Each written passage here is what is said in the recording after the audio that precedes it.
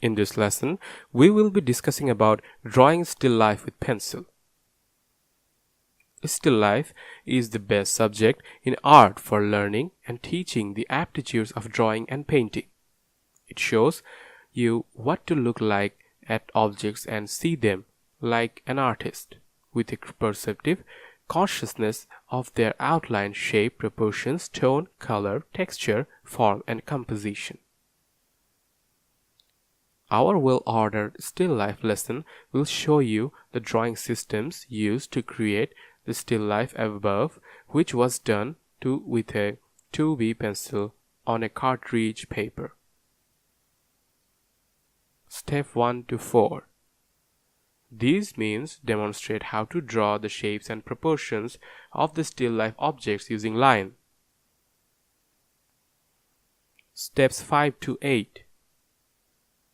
These means illustrate how to render the three-dimensional form of a still life using tone. Still life with pencil. Step 1 method. In any still life, you should start to draw the objects as if they are transparent or outlines forms with noticeable lines of construction. This strategy causes you to be completely mindful of the state of every individual form and its position in relation to alternate forms. It is imperative to outline the objects gently, as this makes it easier to change any errors and erase any lines of construction. Note this. The transferred drawing procedure utilizes vertical and horizontal lines of construction to help you to attach convincing circles and to adjust the symmetry of the cylindrical form. Still life with pencil. Step 2. When composing a still life, attempt to introduce the qualities that make an interesting plan. You should know about the dynamic structure of your game plan. Its adjusts and contrast of line, shape, tone, color, pattern, texture, and form. Note that a transparent wire will outline way to deal with sketching. The still life causes you to sort out the composition of the group. It makes it easier to see the shape, position, and proportions of each question in relation to its neighbors. Still life with pencil. Step 3. Once you are content with the shape, proportion, and composition of the still life, you can erase its lines of construction.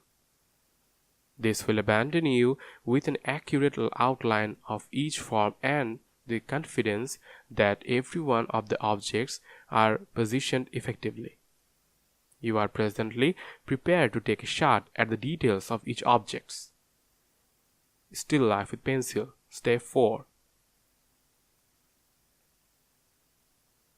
Now, daintily sketch the shapes of any shadows and reflections. The more care you assume control over the exactness of these imprints, the easier you will find the following phase of the drawing, the shading tones. Step 5. The tone of our still life is developed in 4 phases outlined in steps 5 to 8. In this progression, the basic tones are delicately connected to each object, help develop its three-dimensional form. Step 6. The second step in building up tone concentrates on the spaces between and around the objects. The drawing of the light and shade between the objects must be treated with as much significance as the drawing of the objects themselves.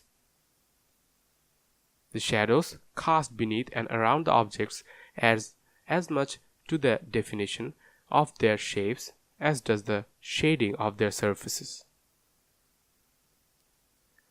Notice how counter difference in tones between the objects and their surrounding spaces assumes control from the use of line to define their forms. Still life with pencil. Step 7. In the third phase of building up the tone, you concentrate back on the objects.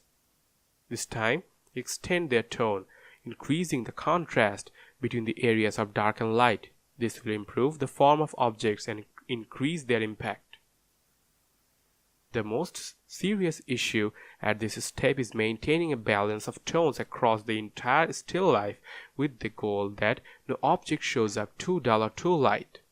You are searching for a solidarity of tone and form. Step 8.